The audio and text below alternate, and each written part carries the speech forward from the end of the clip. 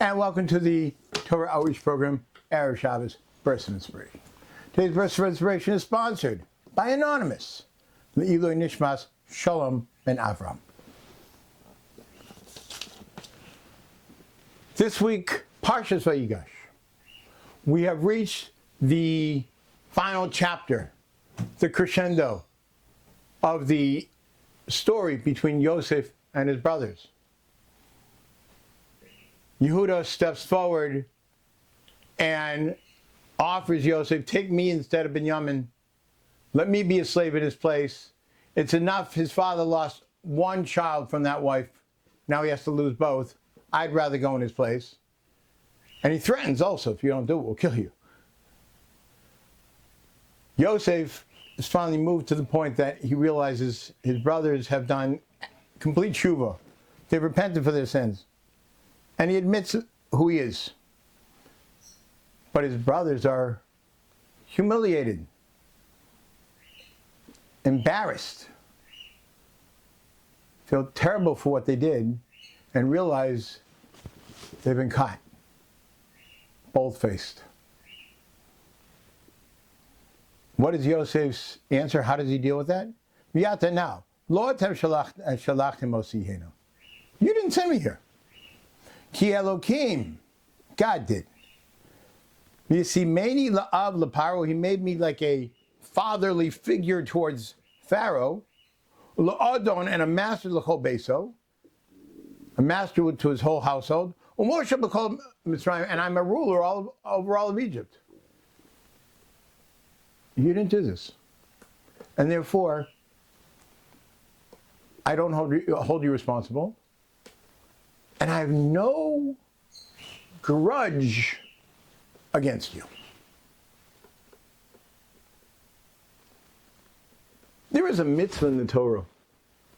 We're told by everyone that this is a very difficult mitzvah, but oh well, we have to keep God's Torah, whether we like it or not, or whether it's difficult or not. And that is, we're not allowed to take revenge. You did A to me, so I'll do B to you. I don't like you, and therefore I'm going to do this because this is what you did to me.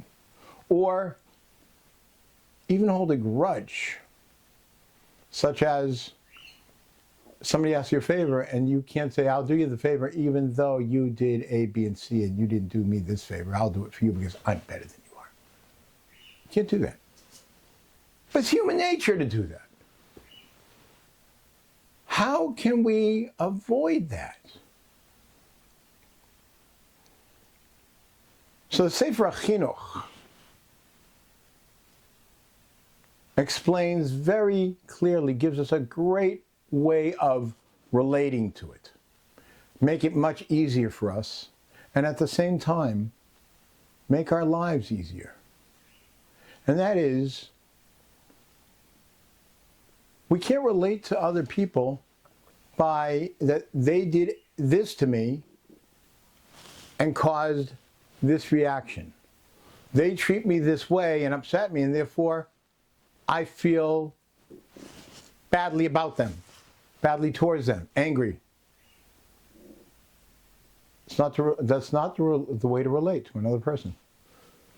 Says the Chinuch, what you're supposed to do is you look at it that this person is a tool in the hands of the Almighty. This was supposed to happen to me. And this is the tool that Hashem has sent. And therefore, I have nothing against this person. It's just, they were in the right place at the right time, or the wrong place at the wrong time. And God chose them to make whatever it is happen to me. And that was Yosef. And if you stay tuned next week, we're going to talk about it again, because this is how Yosef approaches his brothers at the very end of the book of Parshas. Next week, we talk about it again, like we're summing up the whole book of Parshas with how do we relate to other people.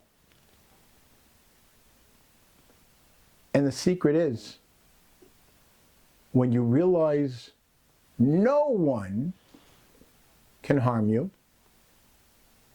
No one can help you.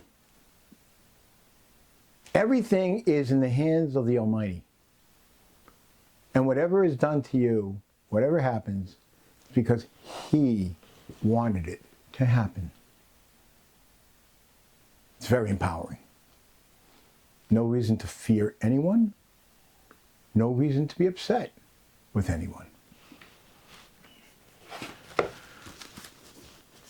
Let me go off my regular path of doing things. I want to read you a story from Miracles, Missiles, Mesiras Nefesh. Heartbreak, the miraculous moments, the heartbreak and the miraculous moments and military operations of the October 7th War.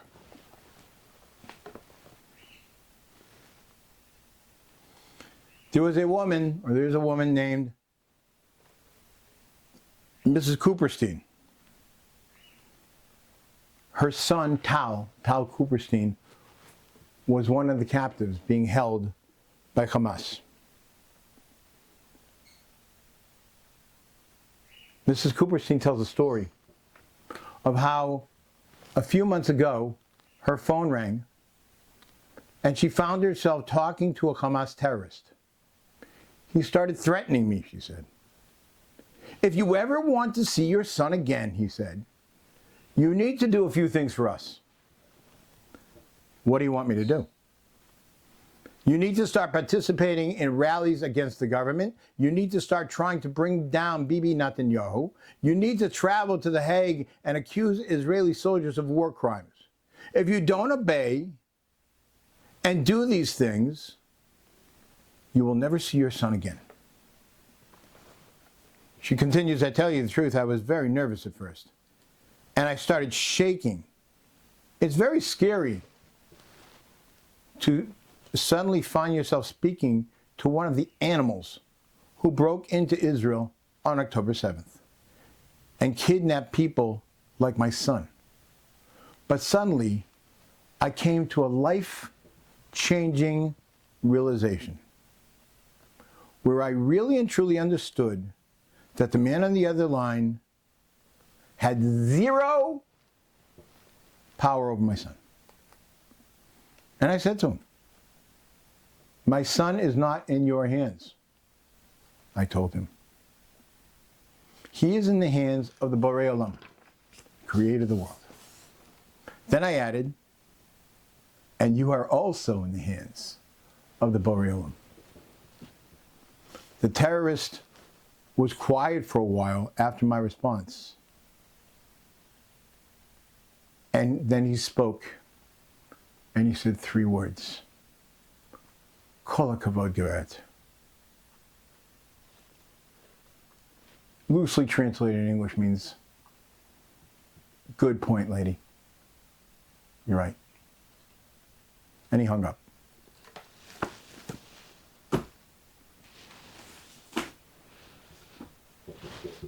Her precious son was being held by animals. We know now what they've done, what they did to many of the hostages.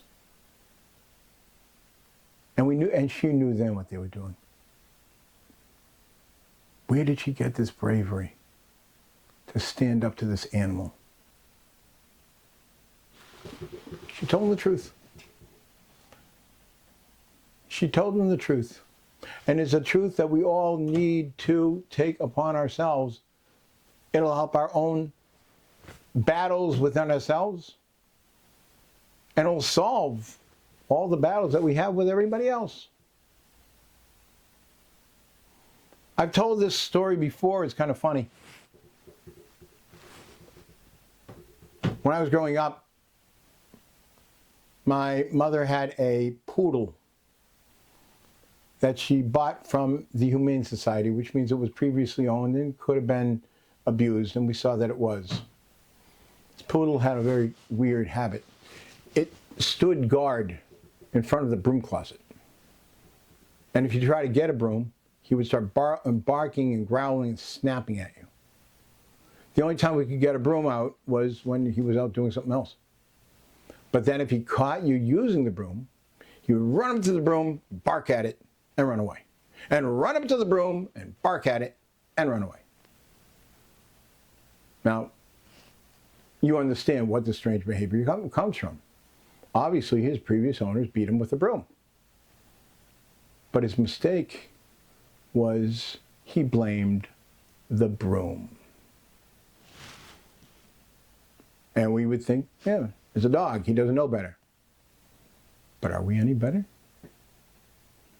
Somebody hurts us, and we agonize over it, and we're upset with them, and causes massive fights and friction.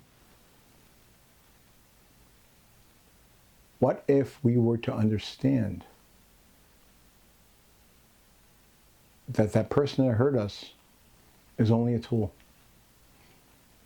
And the message, says the chinuch that I mentioned before, is instead of focusing on what that person did to me, focus on what is Hashem trying to tell me? How can I improve myself that these things don't happen? It's empowering to realize that everything that happens to us is from the Borei Olam, who means nothing but our ultimate good. Shabbos.